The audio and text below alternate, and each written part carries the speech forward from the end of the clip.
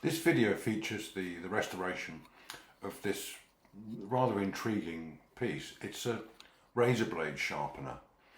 It was made in France, probably around the 1920s, so it makes it 100 years old. These were very popular after more or less after the First World War. And it's designed for sharpening or stropping a razor blade to bring back the edge. So without further ado, let's get started. My name's Stuart and thanks for joining. We can see the part that holds the razor blade, which is flipping at this very moment in slow motion. We're just about to remove the back, and what we've got inside is basically some wooden parts that contra-rotate with a leather band on them. You can see it now rotating. Basically, I'm just going to dismantle it. I don't think it's going to be a great job.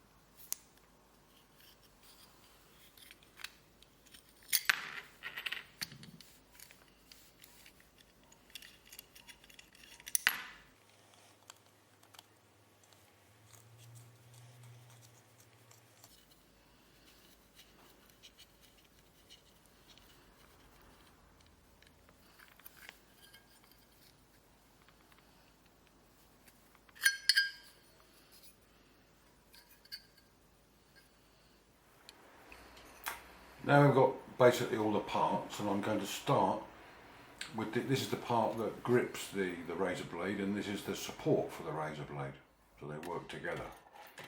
So I've decided that what I'm going to do here is to use a vapor blaster. It's a good way. It uses very small glass beads pumped around with water and then compressed air to fire the thing. Gives a reasonable finish and removes the rust. It's not too aggressive. So the next part of this process is to give them a polish. This is where I'm using my, well, it is a trade name, but it's a Dremel machine with some polishing wheels. Sorry, very fine abrasive wheels, and they work very well, I must say.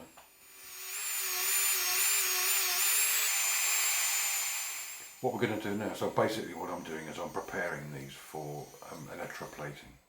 So I'm just dunking them now into my nickel plating bath, and you can see the reaction's already started. It's bubbling. We've got a DC voltage flowing through there. The sacrificial nickel strips, and now you can just see this is the DC power source. It's a 7 volts and half an amp. Yeah, I think I probably left them in there about half an hour. Yeah, they look good enough to me. So now, yeah, I'm not quite sure what to pick up next. You can see that. And yeah, I'm going to do the same. I'm going to use the same vapor blaster with these parts. And I'm sorry you can't see very well because it tends to splash the glass, but all you can see is the glass beads there. That's done a good job. Cleaned out the area where the writing was. I'm just putting these straight onto a polishing mop with, they call it polishing soap, I think. There are different grades available. They're all very, very fine. In fact, I don't know what grade it is, but you'll see it's bringing this up really well. Very happy with this.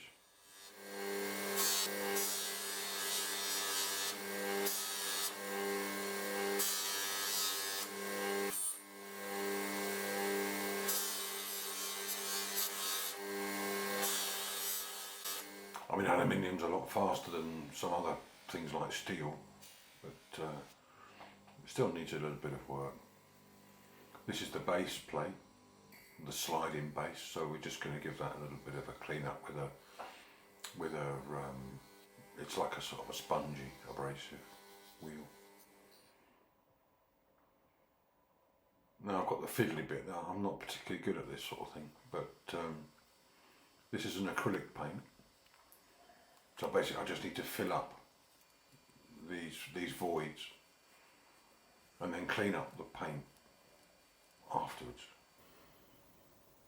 Remove it from the top of the lettering and around the edges of the void. You'll see it actually comes out very well in the end, but not my favourite type of thing.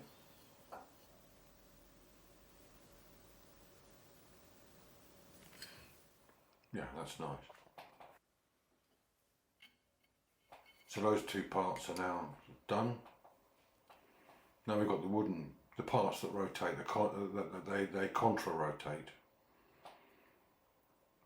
So I need to get these bits of leather off. They've basically been, they're rotten. But I want to reuse the tacks.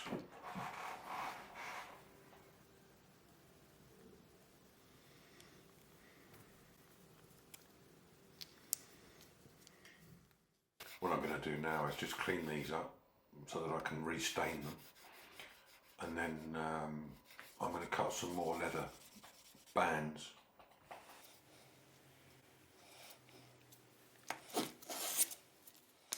I'm staining them afterwards the same colour, green. Don't see any reason to change the colour. So this is not a paint, it's a stain.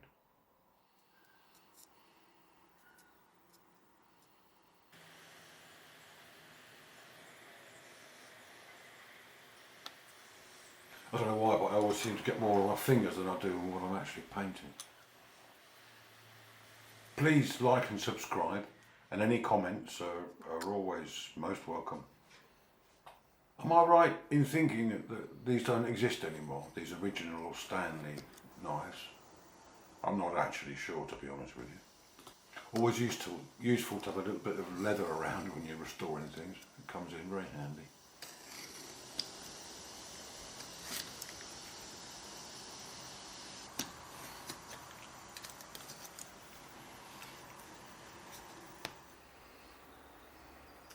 So while I'm waiting for that stain to dry off, I'm starting on these, all of the screws.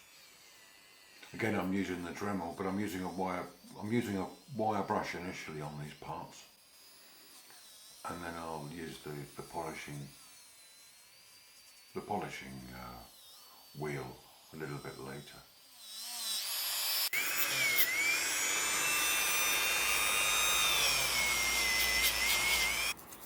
See, the part there is wooden, and I just need to bring it back a little bit.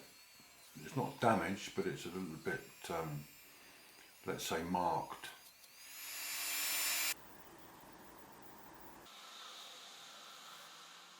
And again, just to put the stain back into this part.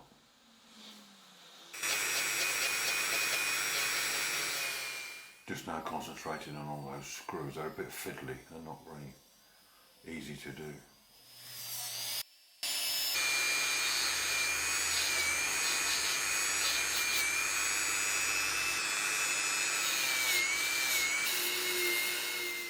These are the sort of things that fall out of your hand and fly across your workshop, and you never find them again if you're not careful.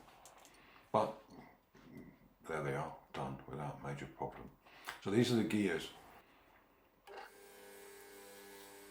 The two gears, basically two gears the same, but then one of them has a second gear, which is the gear that flips the razor blade. You see, it's just got two little, you'll see in a second, it's just got a few teeth on it. So it slides round, and as it touches those gears, it flips the razor blade.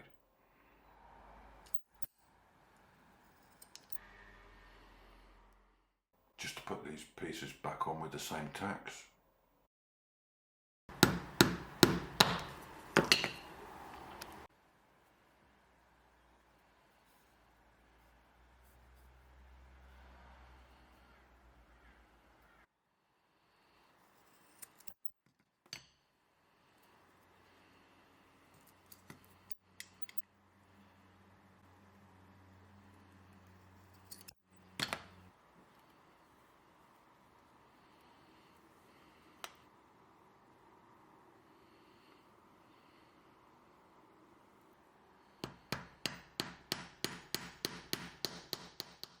So there's one done.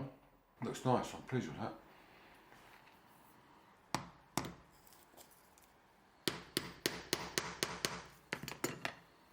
Just finish off the second one.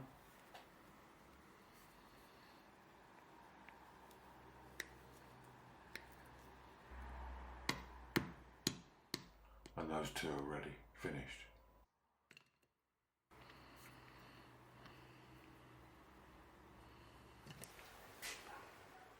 So put the hand crank back now the stain has dried. Those are the gears, finished, and then those two parts that make the stropping or sharpening effect.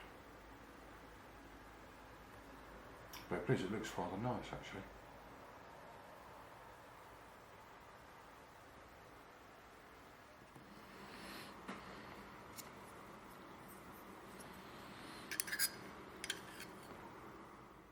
Just going to assemble it all back up together, and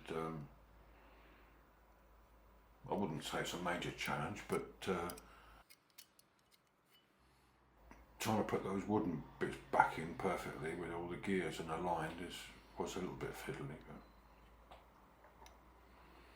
not impossible.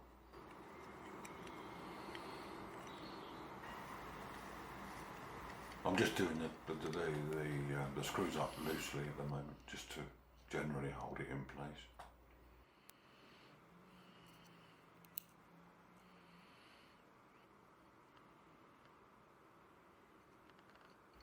I'm making it look a lot easier than it actually was.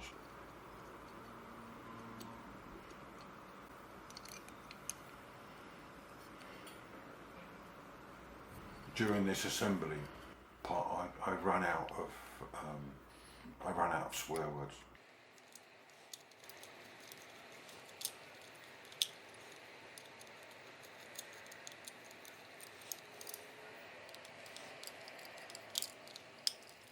So we're just basically approaching the part where it's finished, and we're going to do a test and sharpen a razor blade.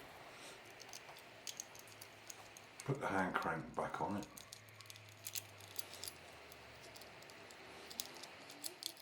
See the parts rotating. There we are, there's the flipper, that's the part that's flipping the razor blade over. And those are the wooden pieces.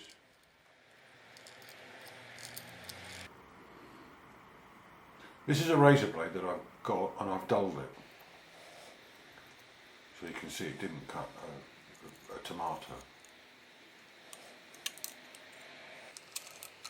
So now we're trying to bring back the edge onto that razor blade. And I must say, I've never seen a razor blade so thin. I'm sure they were never that thin years ago, but it was so thin, I think it would have dissolved in my fingers if I'd left it there long enough. But now we can see we've got the edge back on it, cutting that little tomato a treat.